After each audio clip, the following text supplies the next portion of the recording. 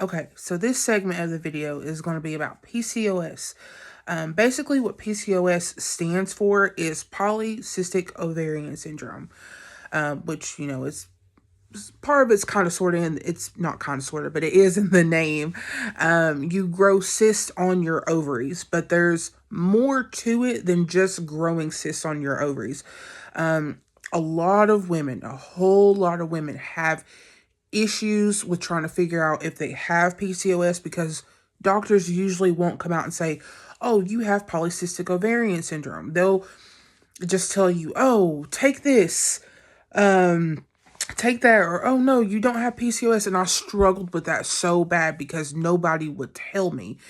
And then I spoke to, I think it was my friend's mom about it. And she was like, oh, yeah, you have PCOS for sure. And I was like, what is that? So we talked about it a little bit. And I took it to my doctor and I was like, hey, I researched it. It's all adding up. And I had to talk to her time and time and time again. She finally came out and said, you do have PCOS. So it's all about finding the right doctor. It's all about going over, what's going on with you and voice your opinion about your body because nobody knows your body better than you do. So just jumping into it a little bit. I pulled it up here. I'm going to read what it says. I'm going to read the best I can. I'm not the best reader, especially when I'm nervous.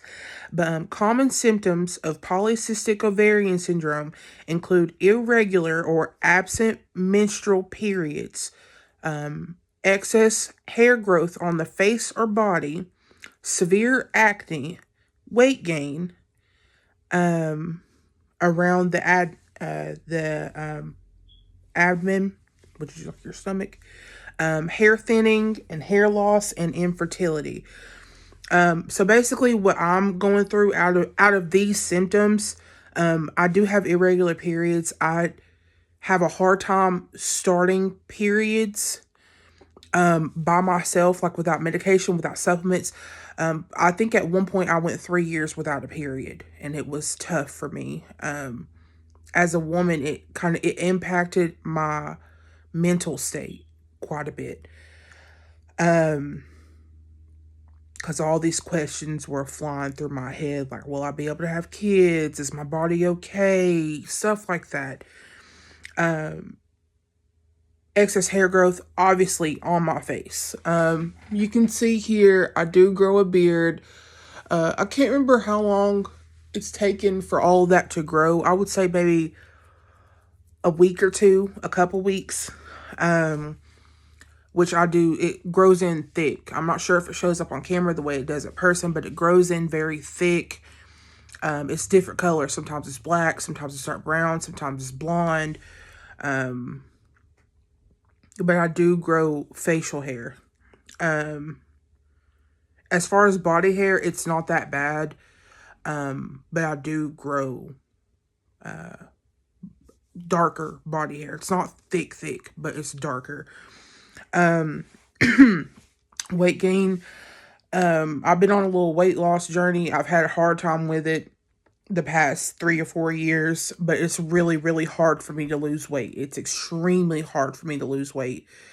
But I do still try to stay on top of my health on, where I'm at in my life right now. I'm trying to stay on top of my health as much as possible. Hair thinning and hair loss. My hair is thinning. I'm not losing hair, but like it's not like falling out, but it's thinning. Like especially right here where my edges are on both sides. It's getting better. I've used different like oils and supplements to help get my hair thicker. It's also doing it right here, like when I part my hair, you can see it. It looks extremely thin, like at the scalp and on my crown. It's thinning. And what else it says? It says it's a hormonal imbalance that can cause skin darkening too. So hyperpigmentation. I get that. It's around my neck. It's not that bad now because I've been taking like supplements and stuff to balance out my hormones. But at one point it was black around my neck. Now it's like a dark brown. It's like a light brown, but it's not like the same skin tone as like the skin on the rest of my body. My underarms are very dark. Between my legs are very dark. Where I'm big, in between my rolls, it's very dark. It's not dirt, it's just the skin's darkening. I guess it's from the hormone imbalance. But I am working on that. Like I said, supplements, balancing out your hormones, and good hygiene helps it. My neck's faded really fast, but my underarms and everywhere else, it's not fading as fast, but they're still going. Let's see here. Ovarian cysts, like I had said before, and for many women, it's like insulin resistance. That could be the part where you run into with your doctors. They talk about, oh, you're borderline diabetic. Let's put you on metformin. Let's put you on metformin. You might be diabetic. You might have diabetes. A part of PCOS, mostly for most women, is insulin resistance. So you're going to get told multiple times, diabetes, diabetic over and over again. But that's a part of it. I think I've touched on mostly everything.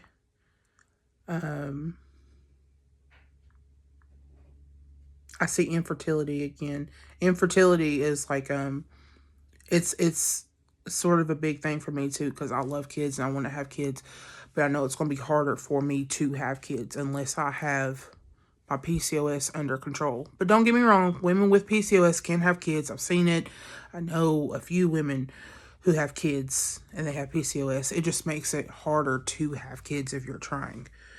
Some things that I've done to help with mine would be like supplements to balance out my hormones.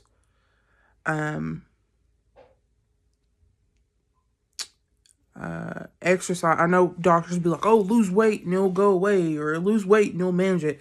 Like, that's cool, whatever. Losing weight helps almost everything. But you're not telling me what or how I could do that. So, I mean, go outside, go sit in the sun. The sun helps. Promise. Helps with your hormones. Swear it does. Taking little walks, just to be active and get everything moving in your body, that helps with the weight loss portion, and also it helps with your mind, to clear your mind. Sometimes you just need to be alone to sort out things in your brain, because it messes with your mentality quite a bit. Sometimes you just need to be alone to sort through things in your brain, but don't isolate. Do not isolate, because if you isolate, your emotions are going to mess with your mental state. Then the chemicals in your brain are going to get thrown off. Then your hormones are going to get thrown off because the chemicals in your brain are getting thrown off. It's a whole thing. So just kind of look into like physical activities you can do, mental exercises that you can do, having your alone time, whether, it's watching your favorite show, if it's self-care, it's just many things that you could do to balance out your brain. Because if your brain gets out of whack, it's going to tell your hormones to do something crazy, and it leads into a whole thing. I'm trying to think of other things that I've kind of experienced. I think I've touched on everything. Yeah. So just basically, in a nutshell, with PCOS, just keep an eye on your body. You know your body better than any doctor, any specialist, any brother, sister, mom, dad, anybody. You know your body better than anybody. So just listen to it. It's going to tell you what it needs. It's going to give you cues. If your skin is darkening, maybe you need to work on, getting more supplements in your body, getting more water. See a little skip of the video. I'm sorry. My phone cut off. But like I was saying, getting more water in your body. Maybe your hygiene needs work. It's just all kinds of things you just have to pay attention to. If you get more acne, try to figure out, do I need more skincare? Do I need more water to hydrate my skin and help with collagen? Do I need collagen? It's just all kinds of things. Just, if you need to, go to Google, do your research, watch other videos about people. You may pick up on things that you never picked up on before. But that's basically my little PCOS talk. If you guys want me to go into more depth about things, that's fine. Just go in the comments, tell me whatever you want to hear. I'll do my research. I'll tell you what I've been through. You know, it's all about communication and helping each other. Simple, simple. But that was my little talk on PCOS.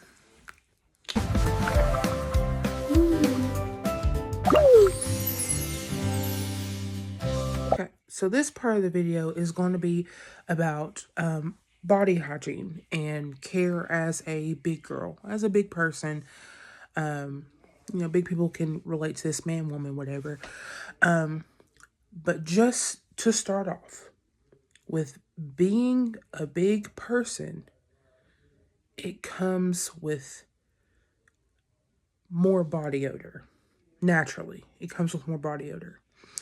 And the reason I say that is because where you're big and you have rolls or folds and you sweat or you don't dry off completely after your shower, that moisture gets stuck in between the parts of your body where it's like skin on skin. It gets stuck in there. So when it gets stuck in there, it just sits there and it creates a smell. And then when you move and those folds open, that smell is going to come out. It's going to come out due to like that moisture being stuck where the skin meets the skin. Simple, right? Okay, so take your showers. Go and take your shower, wash what you usually wash with, you know, get your entire body, get in between rolls, get everything. When you get out of the shower, lift parts of your body up where the skin meets the skin. Lift your fat up, dry out completely in there. Dry it all out. Make sure it's completely dry.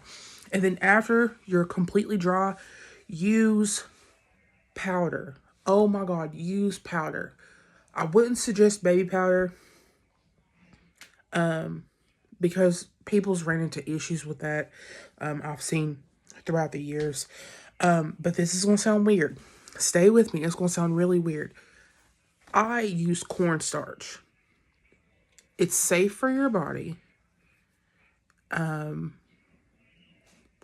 a little research on it, I swear. It is safe for your body. And basically what I do, I get the powder. You know, after I dry, I lift up my rolls and I put powder in between my rolls all over. Anywhere skin meets skin, I put powder. And what that does is soaks up like sweat that you get throughout the day. And it helps to keep you from smelling. There's no scent to the cornstarch. There's no scent to it. It just helps keep you dry in the places where you need to be dry. So it doesn't cause a smell. And you know, when the day is over with, I'm still dry there. Like the powder is still there. I'm still dry there. It helps keep it dry. And you know, if it stays dry, you don't smell because it's not moisture trapped in there. So after you completely dry off, you put the powder on, moisturize. Moisturizing helps. I know this is body hygiene. This is related to hygiene and body care. So moisturize. If your skin is dry, your skin's going to tug. It's going to tug. It's going to feel uncomfortable. And it helps with like your elasticity. So, I mean, if you think about it, it's less wrinkles. It's helping with your elasticity. It's helping your skin not tug. Sometimes as a big person, your skin can get so dry, it tugs and it opens. And that's when you get sores. That's happened to me before. That's happened on my back before. And it opens. Sometimes it bleeds. Sometimes it's just really raw and it hurts. But moisturizing helps with that. But here's the thing. Do not moisturize where your skin meets skin. Because that lotion has moisture in it. It's going to get trapped, and then there comes the smell. The lotion can be scented. That's fine. It can be scented. But it's still going to smell because it's moisture trapped in the folds. And that also opens up the opportunity for your skin to get like raw and open because it's overly moisturized. That extra water has nowhere to go. It can't go out into the air and evaporate, and it can't soak into your skin because it's constantly being rubbed and being introduced by new moisture, sweat. It's been introduced by that, so it's staying wet, and it's a whole thing. So where you have rolls and where you have folds, keep those dry. Everywhere else that can be exposed to the air, everywhere else that's open, moisturize. So your arms, your elbows, your neck, your knees, your legs, your thigh, all that. Moisturize those. But the parts that's skin on skin and there's no like opening often, keep that dry. Another thing as far as smell for women, if we move into like vaginal things, what I've come across that helps with that is unscented ivory bar soap. I'm not telling you to get in there, but like that helps tremendously because there's no smell, there's no dyes. It doesn't mess with your pH. So, I mean, I use bar soap for down there. And I try to keep the area, you know what I'm talking about, like the area like where your thighs are, where your stomach is, if you have like an apron belly or just the stomach in general, where those areas meet, I keep those dry and I keep powder in those areas. But I don't put anything on like inside, or don't put anything on in the middle. Just make sure it's clean and make sure it's dry and you won't smell. Simple as that. Me personally, I feel like I smell myself all day, but now I'll ask people around me like, do I smell? Do I smell? They're like, no. Or they'll tell me I smell like baby powder. And I don't even use baby powder. I'll be using cornstarch and I don't have a scent. Or I'll be using like body spray and that don't smell like baby powder. But yeah, if you just basically, in a nutshell, just stay dry in the places where skin on skin meets and moisturize. As far as other body care things, with the hyperpigmentation, that also plays into your hygiene and your body care. Because if you're not clean in the places where you get hyperpigmentation, it's going to show quicker than anywhere else on your body. So like on my neck, for example, my neck used to be black. My hygiene was bad. And on top of that, I already had hyperpigmentation. So when I got my hygiene together, it started lightening up, but it's still dark. So that's how you know it's actual hyperpigmentation. But sometimes where you have dark spots at, it may not be entirely clean. I'm just going to be honest with you. It may not be entirely clean. You may be washing and everything, but you're probably not scrubbing and washing it daily like you're needing to. So the dirt's just laying on top of it and it's getting brushed over. So sometimes use a body scrub. If you can't use body scrubs you buy in the store that's scented, research online how you can make an at-home body scrub with no scent. I know I found one scrub where they used like sugar and honey. It was just sugar and honey. Like there was no scent or anything, but you just mix like sugar and honey. It makes like a little paste like the ones you would buy at the store. And you just scrub and then wash it off. I'm not saying scrub until you get raw. Just scrub until you get clean. Scrub until you can get that surface off. But once you scrub and you wash and everything, if it's not skin on skin, moisturize it.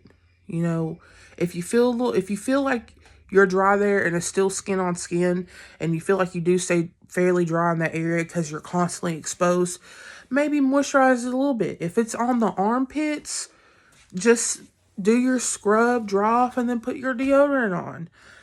You know, it's nothing complicated, and it's nothing that's like rocket science. You know, it's not really rocket science. It's just things that take work, things that take a daily routine. You know, you're not going to get all these things together in one day in one go. It's going to take time, and that's fine.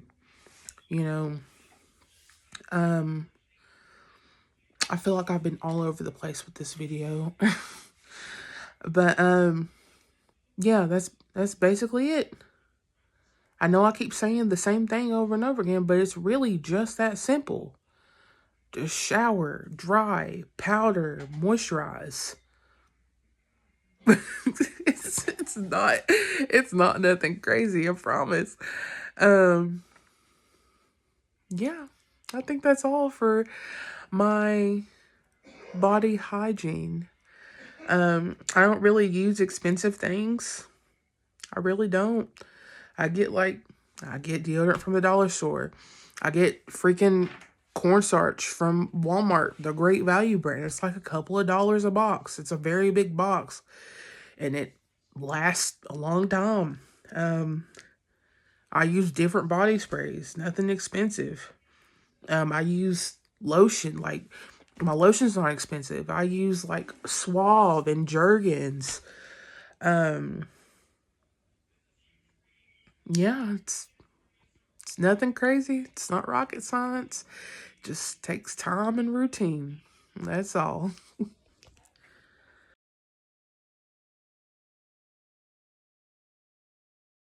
Okay, so this part of the video is going to be about hair care and my routine, what I do daily to keep my hair going, to keep it healthy, all of that. But first, learn your hair. That's what I'm going to start out with, is learn your hair. Learn what type of hair you have. Learn your porosity level of your hair. And learn the density of your hair. As far as the type of hair you have, it ranges from straight to basically an afro. And that when it's at a point of like an afro, there's not really any curls or coils. It's just coarse. It's coarse, thick hair. There's not really a curl pattern. It just ranges. That's just my little range that I'm gathering.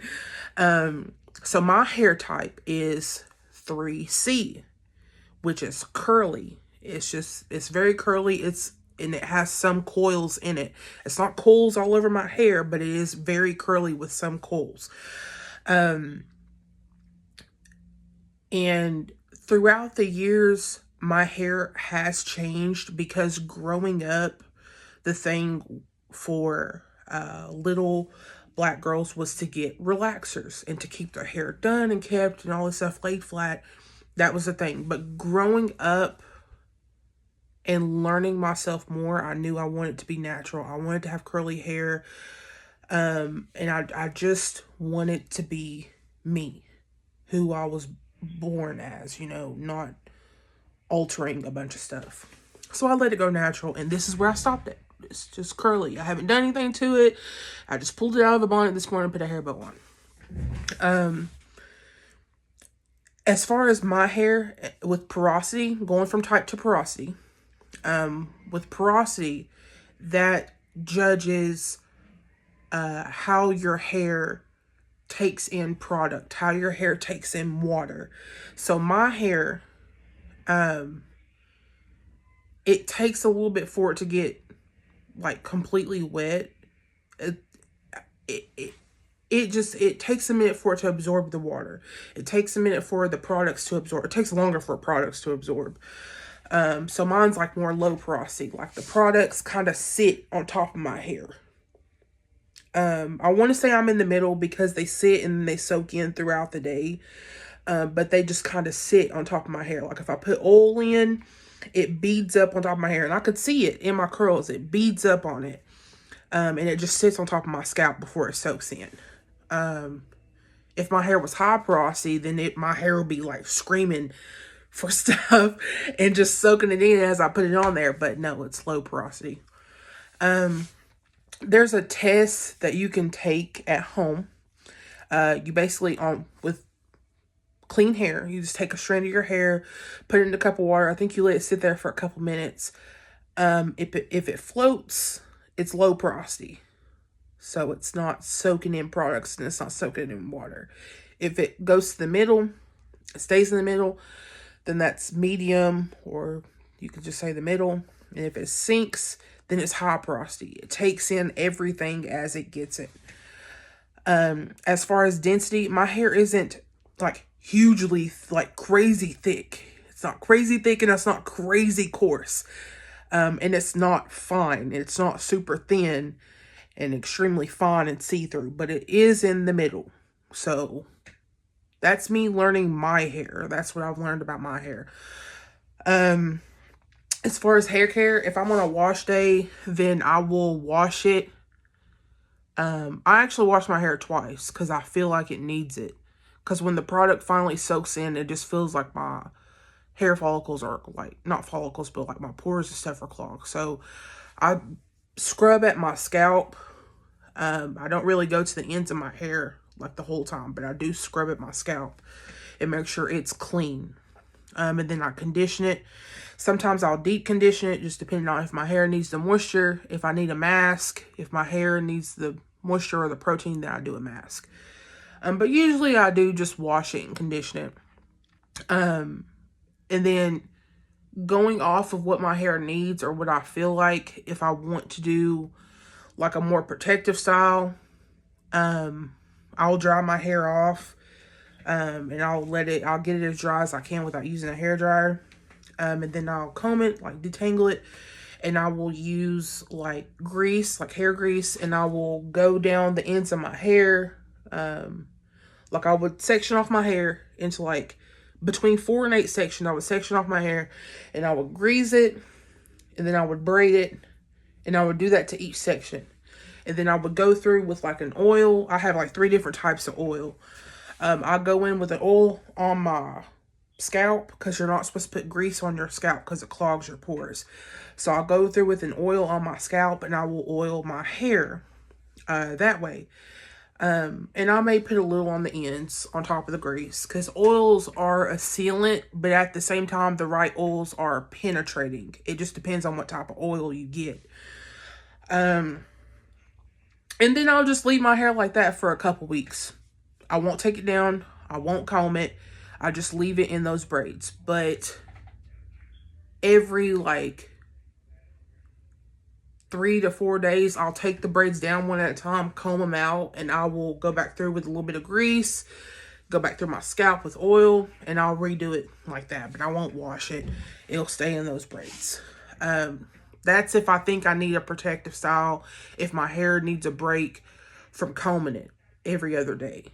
But if I'm not on that type of time, if I'm on my curly hair time, like I am right now,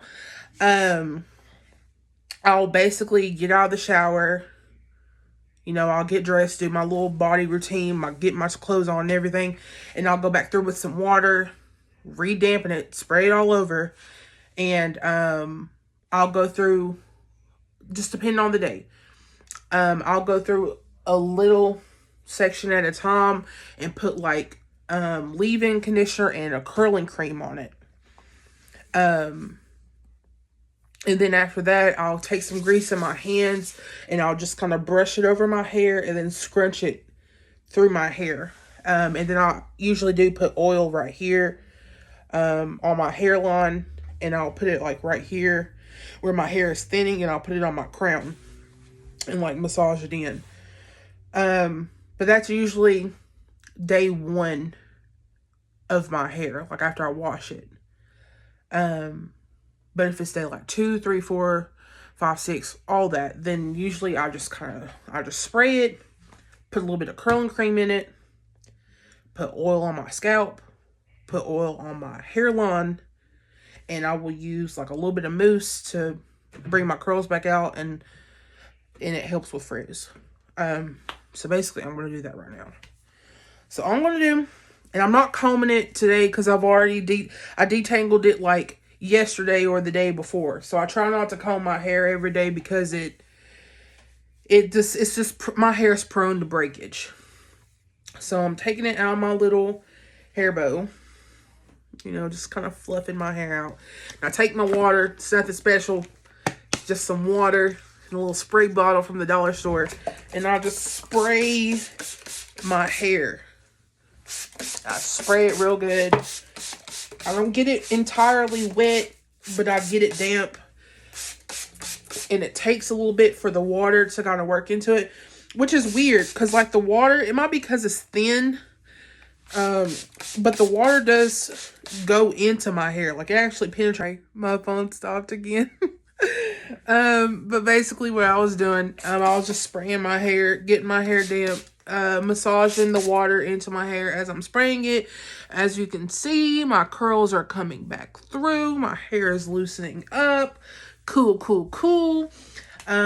So what I do at this point, and this is on my daily thing, I use a little bit of curl cream. I've been using Aunt Jackie's Curl La.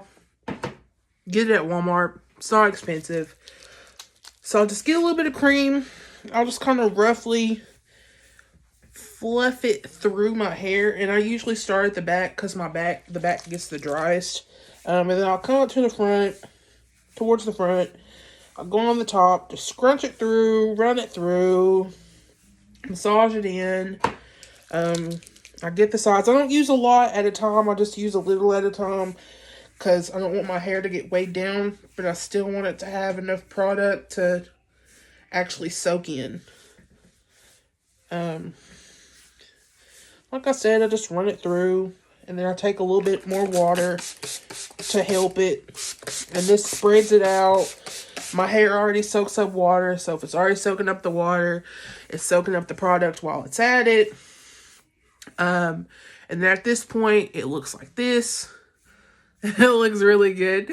And then I take a little bit of oil. I have 3 different types of oil, and I just kind of alternate. I use this biotin oil by DI Feels.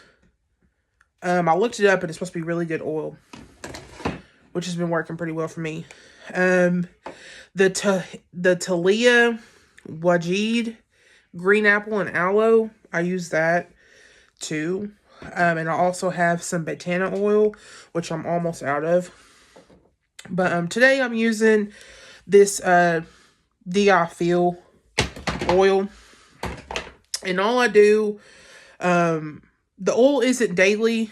It's only every few days, like when I need it. The same thing with my braids. So I just put a little bit on my scalp. Just a little bit. And I just kind of put it everywhere. Because then after I put it everywhere, I just massage it in. It's not really no thing where I actually go through and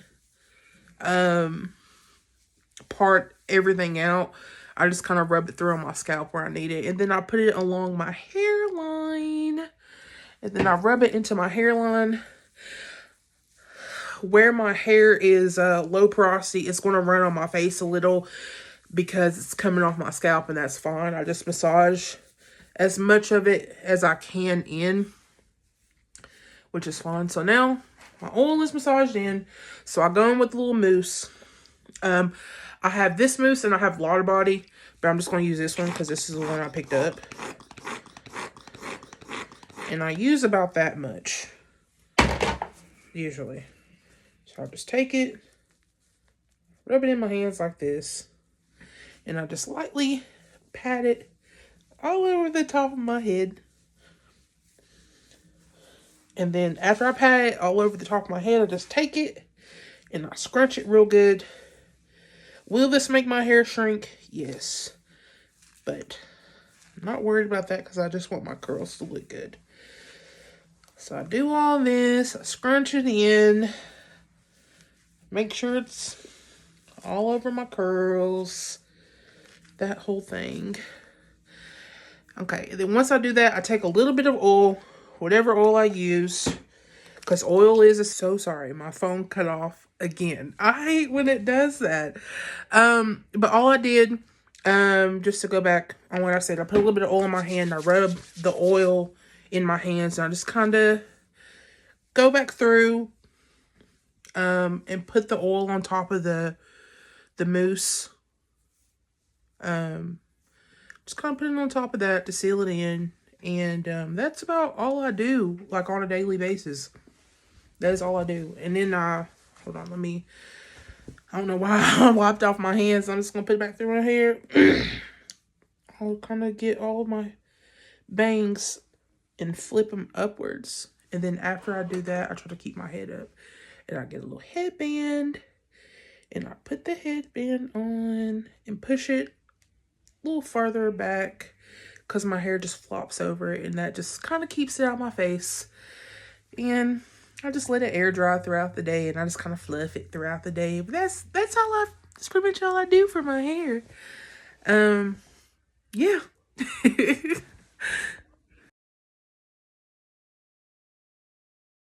Okay, so now we're on the portion of my video where we talk about hair removal.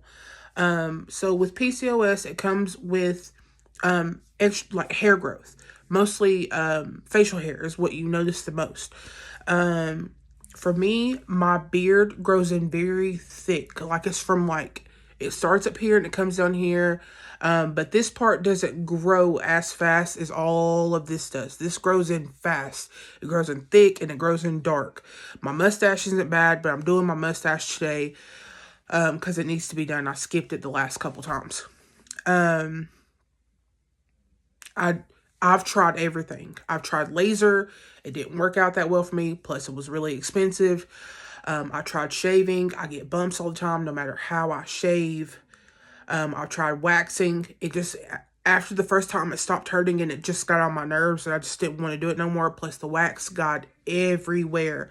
When I was first starting to grow hair, I was tweezing. But that became too much when I actually started growing like a big beard. So I couldn't really tweeze no more. So now I'm on cream hair removal.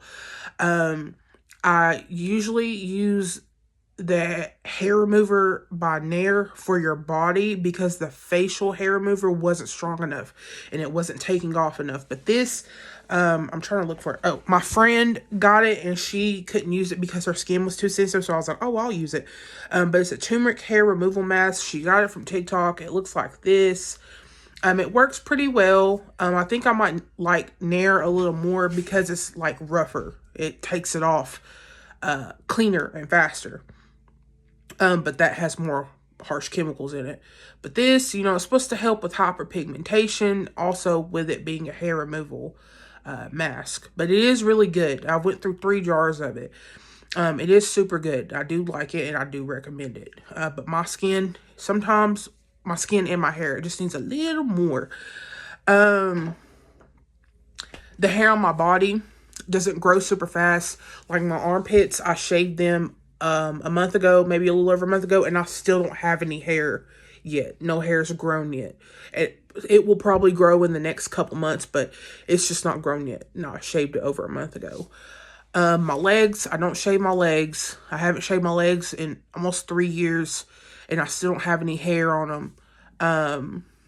From like mid-thigh up towards like the... Okay, so the video cut off because my timer went off to take my hair remover off, and I was like, I have to take it off now. I can't keep it on. But basically what I was saying was the part of my pubic area that doesn't really grow that fast either. I shaved it a little over a month ago and it's still not grown back yet. So all in all, my basic problem areas when it comes to like excess hair growth is my face. Everywhere else isn't that much of a problem. The hair is dark, yeah, but it's not that bad. As far as management, taking supplements, you just have to do your research, what's good for your body. I know there's a good supplement at Walmart. It's called Hormone Balance, and it's like MYO dash, and it's like a word that starts with an I. It has like a pink label. It's Walmart's brand. I think it's like Spring Valley. I heard that's good. I'm taking I take a supplement from the brand Stonehenge. It starts with a B. I think it's called Biotics, something like this. Not probiotics, but biotics. But it's for like hormone balance. It says for women on there too. And I've done more research, and that's pretty good. I know it works pretty well because it helped me start my period. And I was like, okay, the hormones in this supplement might actually be it, because it actually helped me start a period, like an actual period that went on for like 4 days, ovulated, everything. So yeah, as far as hair removal, just try things out, listen to your body, watch for the signs. I mean, you should be fine. The one I say be careful with the most is the cream hair remover, because it's easy to burn your skin. But I mean, if you want to try it at your own risk, do like a little patch on your face. Don't do your whole face. Do a little patch, see how that reacts, and then try doing your face. With shaving, good luck on that one. I never figured it out. Laser, that one stung quite a bit, and it took a lot of money. If you're willing to like do that, it's going to take some time. You cannot wax before that. You can't wax. You can't use cream hair remover or nothing. You have to only shave. So if you're good with only shaving for a very, very, very long time, then cool, go for it. But like with laser, it slows it down. Sometimes it stops it for people, the hair growth. But you do have to shave for a long time. So if you can't shave and you get razor bumps, I don't suggest laser, because that's the only thing you can do to get the hair off in between times you get lasered. And the misconception with lasering is when that laser hits your skin, it doesn't take the hair off. It attacks the hair follicle, like it attacks it. It doesn't take the hair off. So don't expect when you come out that hair is going to be gone. You're still going to have that same amount of hair. It's just breaking down the hair follicle a little at a time. Waxing, do that at your own risk too. It pulls off like layers of your skin, and it disrupts the skin barrier and all that. Some people it does work tremendous wonders for, but for me, it just got irritating. It just got time consuming because you have to wait on the whole pot of wax. You have to worry about the wax getting everywhere. When it gets on your clothes, it's almost impossible to get out. So I just think cream hair remover is the way to go for me. But it's whatever you want to do. Do whatever you want to do. But yeah, this was my little video. I hope you learned something. I hope you enjoyed. If you have any questions, comment, share this with other people. Maybe they can get something out of it. But I'm going to try to make more videos as I go. If you have any suggestions, hit me in the comments. Message my DMs. If you know me on social media. If you need my social media, I'll put it down in the comments if you want it. But I hope everybody has a good day. Carry on. You stay beautiful. Bye.